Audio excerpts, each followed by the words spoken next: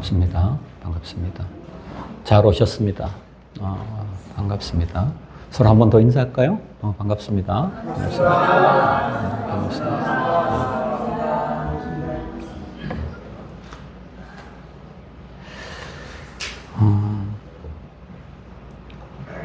고전이라는 장르 정도가 되면 우리가 함부로 다룰 수 있는 건 아닙니다.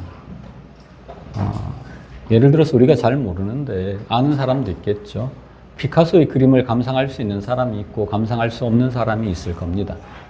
시를 감상할 수 있는 사람이 있고 감상할 수 없는 사람이 있죠. 다 기호로 되어 있는 거니까, 문자로 되어 있는 거니까. 근데 피카소를 함부로 이제 얘기할 수는 없죠. 피카소의 그림이 완전히 이상하잖아요. 이상하잖아요. 그래서 이건 뭐 애들같이 이렇게 그림을 못 그리는 사람이 유명한 사람이라고 이렇게 묻는 순간 우리가 피카소를 평가하는 게 아니라 피카소가 우리를 평가하게 되는 거죠. 그렇죠. 왜 이 전제를 까냐 하면 톨스토이 얘기하려고 그래요. 톨스토이가 아무리 우리의 생각에 벗어나 있고 이상하게 느껴진다고 해도 톨스토이는 고전이죠. 사람들이 이미 검증이 끝난 사람이죠. 그를 비판하는 데는 대단히 조심해야 합니다. 특별히 오늘 얘기할 두 형제와 황금 요 톨스토이 작품은 톨스토이의 마지막 작품입니다. 거의 마지막에 가까운 작품이에요. 마지막에 가까운 작품이라는 건 뭐냐면 자기 인생을 다 살아보고 자기가 이 사람은 황금이 엄청나게 많았던 사람입니다. 귀족이었어요. 지주였어요. 그것들을 가지고 다 나눠주고 살았던 사람. 이 사람이 나눠주는 것을 통해서는 새로운 세계를 열 수 없다. 이렇게 얘기했다면 하여튼 그 사람의 글을 가지고 대단히 신중하게 생각해야 될 필요가 있습니다. 두 형제와 황금 우리는 다 읽어오셨죠? 다 읽어오셨죠? 이걸 다시 얘기해야 되나 모르겠는데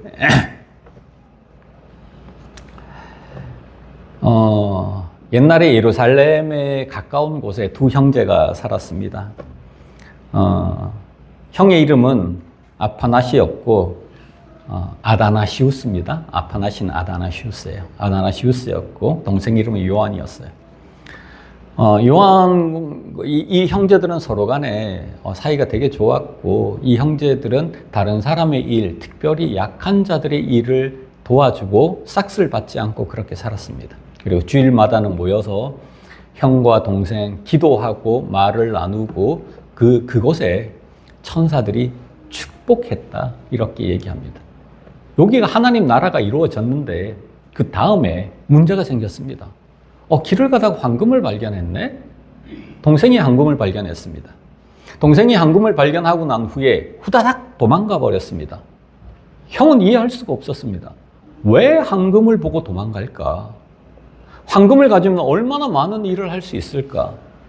이 황금은 가치 중립적인 건데 동생이 진짜로 잘못 판단했다. 그래서 형이 황금을 가지고 갔습니다. 봉사하는 마을에 가서 땅을 사고 집을 짓고 가난한 사람을 위해서 나그네를 위해서 또 병원 하나 셋째 집을 지었습니다. 그리고는 3,000냥이 남았습니다. 3,000냥이 남은 걸 노인들, 명망 있는 사람들, 장로들을 불러 세워서 3,000냥을 나눠줬습니다. 그리고 이걸 가지고 이 사업을 경영해달라고 했습니다. 많은 사람들이 박수를 쳤습니다. 위대하다, 훌륭하다. 거기에 눌러앉고 싶었습니다. 눌러앉고 싶었는데 그는 동생을 더 사랑했고 여기에 눌러앉으면 안 되겠다고 생각해서 자기의 명예를 떨쳐버리고 인기를 떨쳐버리고 일어납니다. 일어날 때 자기가 가져왔던 황금 중 그 어떤 것 하나도 손에 들고 가지 않습니다. 입었던 옷 그대로, 그 낡은 옷 그대로 입고 나옵니다. 위대하지 않습니까? 반전은 여기에 있습니다. 그를 축복했던 천사가 그를 야단치는 겁니다. 시쳇말로 꼬라봤습니다. 왜 이러십니까 주여? 내가 뭘 잘못했습니까? 너는 큰 잘못을 했다. 저는 그 황금으로 많은 사람을 돕고 많은 사람의 그 집을 짓고 정말 봉사를 했습니다. 저는 한 푼도 안 가지고 왔습니다. 그랬더니 그 대답도 그렇게 대답하는 것도 사탄이 너에게 가르쳐 준 거다. 너는 하나님의 일을 한 것이 아니다. 너는 동생을 만날 자격이 없다. 그리고 결론적으로 이렇게 얘기합니다. 일은, 노동은 사람이 하는 것이 돈이 하는 것이 아니다. 사람이 하는 것이지 돈이 하는 것이 아니다. 돈이 하는 것이 아니다. 그래서 아파나시가 그걸 깨닫고 선한 일을 해도 이게 하나님이 원하시지 않는 일이 있구나. 이걸 깨닫고 이제는 다시 그 삶으로 돌아가서 행복하게 살았다입니다. 말이 안 되죠. 이 자본주의 사회에서 말이 안 되는데 자본을 갖고 있었던 톨스토이가 얘기하니까 귀를 기울여 봐야 합니다. 그게 이제 그 내용입니다. 근데 이 내용의 핵심은 어디에 있냐면 이 문장은 두 갈식입니다. 어디에 있냐면 사람들에게 봉사했다 이전에 어떤 얘기가 나오냐면 이 형제는 사람들이 주는 걸 먹고 살았다입니다. 이렇게 쓰고 있습니다. 그들은 산속에 살면서 사람들이 주는 것을 먹고 살았습니다. 그는 돈을 벌어서 먹고 산 게 아니라 사람들이 주는 걸 먹고 살았습니다. 다시 말하면 이 사람도 다른 사람이 노동한 결과를 먹고 살았다는 거예요. 그리고 이 형제들은 어떻게 했을까요? 다른 사람을 위해 노동을 했습니다. 그리고 특별히 가난하고 약한 자들을 위해서 노동했습니다. 그리고 싹쓸 받지 않았습니다. 이 첫 문장에 있는 건 노동의 문제인데 상호 노동을 하는데 내가 먼저 얻어먹었어. 다른 사람들을 통해서 그게 먼저 나옵니다. 사람들이 주는 것을 이 형제들은 먹고 살았어. 그리고 다른 사람들을 위해 노동을 했어. 그리고 안식했어. 거기에 하나님께서 이런 톨스토이가 원했던 세상, 톨스토이가 꿈꿨던 세상이 어떤 거냐? 그것은 돈이 지배하지 않는 세상이죠. 돈으로 무엇을 하는 세상이 아닌 거죠. 첫 번째로 노동을 우리는 돈을 벌기 위한 행위로 여깁니다.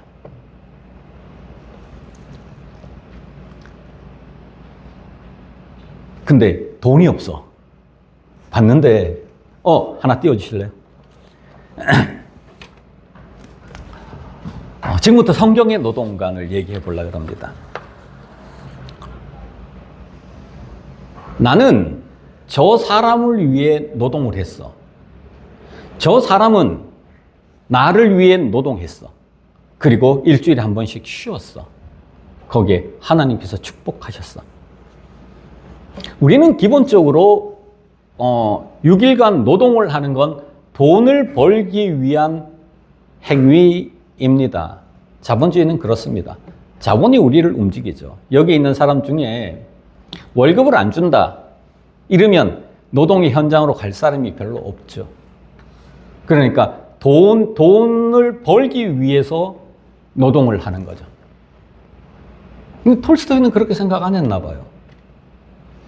돈을 벌기 위해서 노동하면 안 되는구나. 돈이 개입되지 않는 세계가 그런 경제 체제가 가장 아름다운 거구나. 이렇게 생각해 봤나 봐요. 예수님이 어떻게 얘기하냐면 무엇을 먹을까를 위해서 일하지 마라. 무엇을 먹을까를 위해서 노동하지 말아라. 무엇을 먹을까를 위해서 걱정하지 말아라. 무엇을 입을까, 무엇을 마실까, 어디에 살까를 위해서 네 노동하지 말아라. 네가 먹는 그것보다 네 생명이 훨씬 더 크다.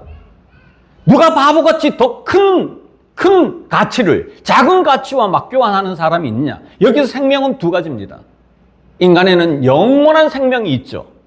이 영원한 생명을 확충하는 것, 이 영원한 생명을 소비하는 것 뿐만 아닙니다. 이 육체적 생명을 확충할 수도 있고 육체적 생명을 소비할 수도 있습니다. 어떻게 네가 먹는 것, 그것은 네 생명보다 훨씬 더 가치가 없는 건데 우리가 1년을 살면 1년 연봉을 예를 들어서 소나타 2대라 그럽시다. 두 대 되는 사람도 있고 안 되는 사람도 있고 대부분 안 되겠지만 1억이라 그럽시다. 내 1년의 생명을 쏘나타로 바꾸는 사람이 어디 있어. 그걸 조금 더 받으면 연봉이 높다고 좋다 그러고 뭐 조금 덜 받으면 못 받아 타지만 그게 도대체 우리의 삶하고 무슨 상관이 있는 거야. 네 생명하고 무슨 상관이 있는 거야. 그럼 그 생존은 어떻게 책임집니까? 생존은 개인이 책임지는 게 아니야. 예수님께서 뭐라 그러냐면 너네가 왜 생존을 걱정하냐. 공중의 새를 좀 봐라. 들의 백합화를 봐라. 솔로몬이 그렇게 화려한 문화를 가졌지만 들의 백합화 한 송이보다 못하다. 하나님께서 백합화도 입히시는데 너희를 안 입힐까? 이 믿음이 없는 자들아. 그런 것들은 다 이방인들이 구하는 것이다. 이방인들이 구하는 것이다. 노동은, 생존은 개인이 책임지는 게 아닙니다. 하나님께서 책임지시는 거지. 그 세상. 하나님이 책임져야지. 노동은 먼저 그 나라를 구하면 나머지는 주님께서 책임지신다며. 거기에 먹거리가 들어가는 거, 입을거리가 들어가고 살거리가 거기에 들어가는 거잖아요. 너희가 먼저 그 나라를 구하면 나머지는 책임져 주시겠다. 아니면 너희가 먼저 그 나라를 구하면 그 나라가 너희를 반드시 책임진다.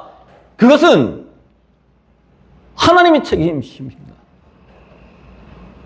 우리의 생존은 누가 책임질까요? 우리가 개인이 책임진다는 착각에서 좀 벗어났으면 좋겠다. 우리의 생존은 국가가 책임집니다. 공동체가 책임집니다. 국가의 존재 이유가 뭘까요? 국민들의 생명과 안전이 첫 번째잖아요.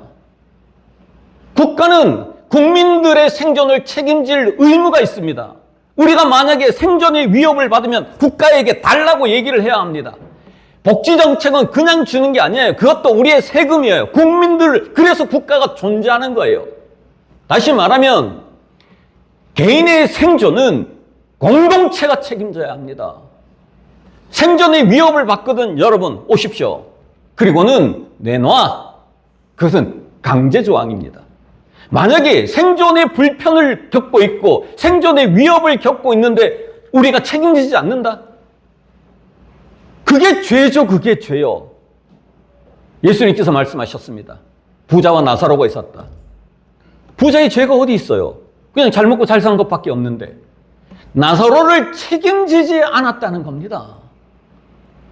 그의 생존을 책임지지 않았다는 거예요. 돈을 쌓아놓고 축적하고 있으면서 그의 생존을 책임지지 않았다는 겁니다. 생존은 배짱을 이렇게 크게 하나님이 책임지시지. 죽이려면 죽이든지 하나님이 책임지시지. 국가가 못해? 교회가 하지. 우리 공동체가 하지. 우리 공동체는 그 길을 걸어가고 있습니다. 이미. 개인이 책임지려 하면 엄청난 문제가 생깁니다. 어떤 문제가 생기냐면 축적을 해야 됩니다. 그게 노후 준비예요. 점점 쌓아놔야 돼요. 그런데 역설적으로 생존에 가장 위협을 주는 게 뭔지 아십니까? 사람의 생존에 가장 위협을 주는 게 뭘까요? 축적이죠. 한 사람이 너무 많이 갖고 있는 거예요. 근데 우리는 그것을 가장 아름답게 여기죠. 축적 이렇게 얘기하지 않고 이거를 부자가 되었다 이렇게 표현합니다. 어떤 사람이 우리는 기근이 아닙니다. 이 땅에 굶어 죽고 있는 사람들의 문제는 기근의 문제가 아니에요. 축적의 문제예요. 축적의 문제가 끝까지 밀려가면 전쟁이라 불립니다. 자기의 길권을 지키기 위해서, 자기의 부를 지키기 위해서 우리는 전쟁을 합니다. 축적이 생명에 가장 안전한 줄 알지만 축적이야말로 생존에 가장 위협입니다.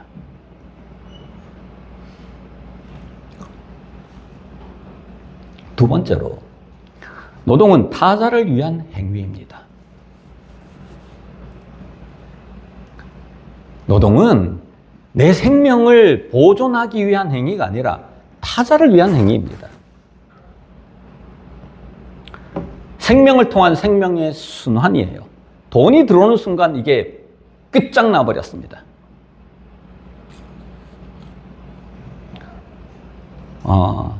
플라톤의 국가 같은 걸 보면 생명이라는 건 뭐냐면 집을 짓는 거죠. 집을 짓는 거죠. 어떤 사람이 집을 져. 그만큼 생명을 들였죠. 여러분, 이거 어떻게 이게 어떻게 우리의 교회가 되었을까요? 돈으로 샀지 뭐. 돈으로 샀지 뭐. 그게 우리가 권리를 가지지. 근데 성경은 그런 시각이 아닙니다. 이거는 과거의 어떤 사람의 노동이다. 과거에 어떤 사람이 이 집을 짓기 위해서 자기의 시간과 열정을 들였다. 이 집을 지어준 게 너무 고마워서 나도 내 직장에서 타자를 위해서 그렇게 살아야 되겠다. 플라톤이 국가에서 그렇게 얘기합니다. 어떤 사람은 집을 져, 어떤 사람은 신발을 만들어, 어떤 사람은 옷을 만들어, 어떤 사람은 농사를 져. 이게 순환적으로 돌아가는 거예요. 이거는 내가 먹기 위해서가 아니야. 농사를 져서 저 사람이 나한테 집을 져줬구나. 저 사람이 나한테 생명을 줬구나. 저 사람이 나에게 사랑을 줬구나. 나도 농사를 져서 저 사람에게 사랑을 갚아야 되겠다. 이 빚진 자의 마음입니다. 여기는 감사가 존재합니다. 감사가 있는 곳이 천국이고 감사가 없는 곳이 지옥입니다. 우리는 이 집을 져준 사람에게 감사하지 않습니다. 우리는 누군가가 우리에게 옷을 만들어 줬는데 감사하지 않습니다. 왜냐하면 내 권리니까. 그리고 우리는 축적된 돈을 가지고 남을 부립니다. 식당에 가서 이 사람 저 사람에게 이렇게 막 함부로 하는 사람 뭐라 그러죠? 진상 손님. 왜 진상을 부릴까요? 돈을 권리라고 생각해서. 그 사람이 나한테 음식을 대접한다고 생각을 못해서 우리는 불행합니다. 얼마나 고마운 일입니까? 그 사람은 나에게 음식을 대접해. 나는 옷을 만들어서 그 사람을 대접해. 저 사람이 나한테 더 준 것 같아. 나는 열심히 해서 그 일을 해야 되겠다. 노동은 타자를 위한 행위이고 생명을 통한 생명의 순환입니다. 사랑의 행위입니다. 사랑이 뭡니까? 형제를 위해 내 목숨을 드리면 이에 더 큰 사랑이 없다. 작은 목숨이든 큰 목숨이든 여러분의 시간은 목숨입니다. 여러분의 노동은 생명입니다. 이 사랑이 없는 노동이야말로, 이게 다른 말로 하면 돈을 벌기 위한 노동이야말로 세상을 이렇게 만들죠. 쉽지 않은 얘기하고 있습니다. 쉽지 않는 얘기하고 있습니다. 어떤 노동은 우리가 똑같이 사는데 이 노동은 막 하늘에 쌓여. 예수를 실현하고 사랑을 해. 어떤 노동은 땅에 막 쌓여. 오늘 말씀이라면 썩을 양식을 위해 일해. 똑같은 노동을 하는데 어떤 사람은 생명의 양식을 위해 일해. 하나님 나라를 위해 일해. 여러분은 어떤 노동을 하고 있습니까? 보물을 하늘에 쌓아야 합니다. 제가 한국의 지하철과 북한의 지하철을 비교해 볼게요. 제가 북에 가보니까 젊은이들은 거의 안 앉읍니다. 전철을 타보니. 북한의 전철 좋습니다. 좋습니다. 제가 사진 많이 찍어 왔는데 어디 있는지도 모르는데 좋습니다. 제가 이제 저를 감시하는 사람 하나 데리고 그 전철을 돌아다녀 봤죠. 전철도 타고 그랬습니다. 한국의 전철은 어떻게 되냐면 그 노인들이 앉는 자리를 따로 마련했습니다. 왜냐하면 안 비켜주니까. 근데 너무 좋은 제도죠. 이게 제도예요. 사랑이 아니라. 제도예요. 사랑이 없는 복지예요. 근데 자리가 다 찼어. 사람들이 앞에 왔다 갔다 하면요. 젊은이들이 안 비켜줘요. 왜 안 비켜줄까? 아니, 이 전철을 노인들이 지었다고 생각하지 않아. 이 건물을 과거의 노동이 했다고 생각하지 않아. 그리고 저 사람 돈 받고 하지 않았어. 이렇게 생각하는 거야. 북한은 어떻게 생각할까요? 이건 우리 노인들이 졌어. 우리 아버지 엄마가 졌어. 그래서 거기에는 그 지은 사람들의 이름을 막 기록해 줍니다. 그래서 김일성 대학만 있는 게 아니라 이름으로 엮여진 대학이 존재한 이유가 그렇습니다. 그 사람들이 했어. 여러분, 감사가 있잖아요. 아, 저 사람이 나에게 밥을 줬네. 저 사람이 나에게 옷을 줬네. 나의 노동도 저 사람을 위한 거지. 이런 순환이 역순환이 되는 순간 지옥이 됩니다. 모든 것은 타자의 생명입니다. 여러분이 언제 농사를 졌습니까? 여러분이 언제 신발을 만들었습니까? 여러분이 언제 옷을 만들었습니까? 모든 것은 타자의 생명이고 타자의 사랑입니다. 그래서 나도 이 사회에서 다른 사람들에게 나는 그림을 가르쳐야지. 나는 선생 잘해야지. 나는 책을 써야지. 나는 번역해야지. 나는 은행에 가서 일해야지. 그 사람의 편이 나도 내 걸 가지고 그 사람을 위해 살아야지.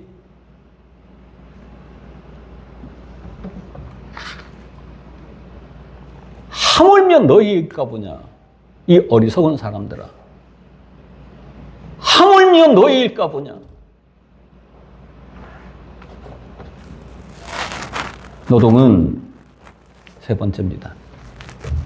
이거 그냥 몇 차례 설교해야 되는데 한꺼번에 할 테니까 그냥 잘 옛날에 다 들은 거니까.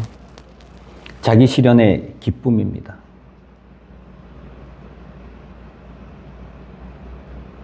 노동은 자기를 실현하는 기쁨의 장입니다.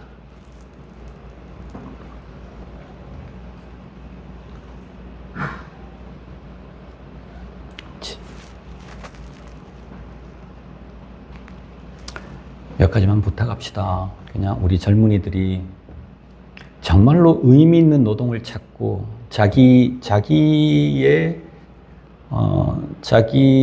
주신 은사를 실현할 수 있는 노동을 찾았으면 너무 좋겠다. 이건 그냥 바람이 아니라 그러려면 어떻게 해야 될까요? 교회가 견뎌야죠. 견디는 게 아니죠. 기쁨으로 지원해야죠. 그러면 그게 선순환이 일어나게 됩니다. 노동의 장이 자기의 실현의 기쁨이 최고의 기쁨입니다.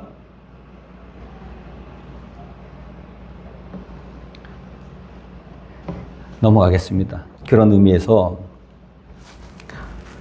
노동의 보상은 돈이 아닙니다. 노동 자체입니다. 그게 가치이니까. 노동의 보상은 노동 자체에 있습니다. 이건 이런 거와 비슷합니다. 축구의 목적이 뭘까요? 승리. 이렇게 되면 골치 아픕니다. 힘든 일이 돼요. 축구의 목적이 뭘까요? 이렇게 하면 그건 돈 버는 일. 이렇게 되면 치열해집니다. 근데 축구의 목적이 뭘까요? 제 축구의 목적이 뭘까요? 축구 자체에 있어요. 탱고라 그랬나? 탱고의 목적이 뭐예요? 예? 탱고 아닌가요? 뭐였어요? 맞아요. 네. 춤의 목적은 뭐예요? 춤 자체에 있죠. 노동이 보상일 때 우리는 자본을 떠날 수 있습니다. 노동으로 족하거든. 공동체가 하나님이 생존은 보장해 주셨어. 먹거리는 주시겠대. 그러면 나는 내 노동만 남아. 내가 하고 싶은 일을 해. 그걸로 사람을 도와. 그것으로 저 사람을 살려. 노동은 노동 자체가 보상입니다. 등산이 아무리 고통스러워도 등산 자체가 보상이듯이 그런 노동의 세계는 만들 수 없다. 이렇게 생각하지 마시고 가능성을 열어두고 또 넘어가십시다. 그게 안 되면 돈으로부터 해방될 수가 없습니다. 자기가 막 죽으라고 고생했는데 돈이라도 받아야지 뭐 이렇게 되는 거죠. 근데 요 얘기까지는 해야 됩니다. 노동의 본질은 영생의 양식을 먹는 데 있습니다. 이게 생명의 확충입니다. 노동은 우리 인간은 육체와 영으로 영원한 것과 제한적인 것들로 이루어져 있습니다. 이 관계, 영원한 것으로 가도 안 되고 제한적인 것으로 가도 안 됩니다. 제한적으로 갔으면 동물같이 여긴다 이렇게 되고, 영원으로 가면 우리가 하나님이 돼버려요. 그 사이에 있겠지. 그러면 그 하나님과의 동질성, 노동을 통해서 하나님의 말씀을 수용하는데, 그 전에 태초의 말씀이라는 게 우리 안에 들어오면 우리의 영이 자랍니다. 영성. 그렇죠. 그래서 말씀을 들어야 돼요. 말씀을 나눠야 돼요. 예수 그리스도가 우리 속에 살아야 돼요. 믿어야 돼요. 그래서 오늘 말씀에 뭐라 그러시나 하면, 하나님께서 보내시는 자를 믿는 것이 하나님의 일이다. 노동이다. 이 얘기를 다른 말로 하면, 내 노동을 통해 예수를 믿어야지. 예수를 수용해야 돼. 예수를 수용하는 방식의 첫 번째가 뭘까요? 우리가 가지고 있는 의식을 깨고 예수가 옳다고 믿는 거, 수용하는 거죠. 수용하는 거. 첫 번째 씨앗입니다. 두 번째 씨앗은 뭘까요? 행동이죠. 연습이죠. 노동은 그 하나님의 말씀을 내 영혼에 받아들이기 위한 수단입니다. 우리의 생명을 소진하는 게 아니라 우리의 생명을, 우리의 영원한 생명을 확충하는 것입니다. 우리의 생명을 소진해서 그걸 얻어? 1년에 그래 벤치 하나를 얻어? 그게 우리에게 어떤 가치가 있어요? 그것은 육체적인 일에 불과한데, 나를 먹어라, 나를 먹어라.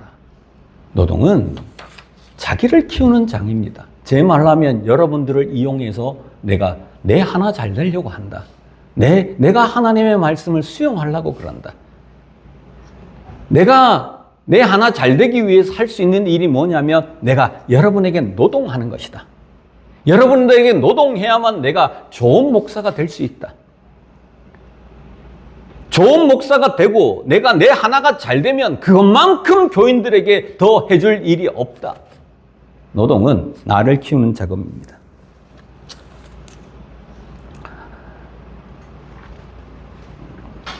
노동은 내 육체적 생명을 들여서 영을 얻는 거예요. 그리스도를 얻는 거예요. 그 노동을 통해서 하나님의 말씀이 우리 속에, 노동의 어려움을, 고난, 사람들의 관계, 수많은 것들이 있겠지만 그걸 통해서 나를 키우는 작업입니다. 노동이 없이 못 큽니다. 장자의 천지편에 나오는 얘기 여러분 아시죠? 노동에 관한 얘기가 나옵니다. 기계에 관한 얘기가 나오죠. 장자와 공자의 싸움입니다. 공자의 제자 중에 첫 번째 제자, 똑똑한 제자가 자공이라는 사람이 있는데, 자공이 지나가다가 노인에게 시비를 겁니다. 시비를 거는 게 아니죠. 도와주고 싶었습니다. 두레박이라고 있는 게 있는데 네가 왜 그걸 일일이 퍼서 쓰냐? 기계를 사용하면 되는데. 그러니까 이 노인이 화를 버럭 냅니다. 여기서 화를 내는 첫 번째 화는 그 기계에 대한 화입니다. 오늘 형제들이 그 돈을 떠나버리고 두려워하는 것과 마찬가지입니다. 기계, 이걸 사용하는, 우리는 다 기계를 사용하는데 여튼 기계에 대한 거부입니다. 그러면서 그 대상을, 자공을 보고 웃으면서 이렇게 얘기합니다. 내가 용두레라는 걸 사용하는 걸 몰라서 그런 게 아니다. 용두레를 사용하면 기심이 생긴다. 기계의 마음이 생긴다는 거예요. 기심이 생기고 나면 순백하지 않다. 불백하다. 순백하지 않다. 일을 작게 하고 기계에게 넘기고 이런다는 거예요. 그러면 신성하지 않고, 신성이라는 건 생명력이 떨어진다는 거예요. 그리고 도부재, 도가 부재해진다. 장자의 노동의 목적이 뭡니까? 도의 확충이에요. 와, 어떻게 2000년 넘게 산 사람들이 이런 걸 얘기했을까? 톨스토이는 어떻게 이렇게 얘기했을까? 플라톤은 왜 이런 세계를 얘기했을까? 우리는 상상할 수 없는 세계. 노동의 목적은, 노동의 본질적 목적은 영생의 양식을 먹는 겁니다. 노동을 통해서 영생의 양식, 예수 그리스도의 몸을 삼키는 겁니다.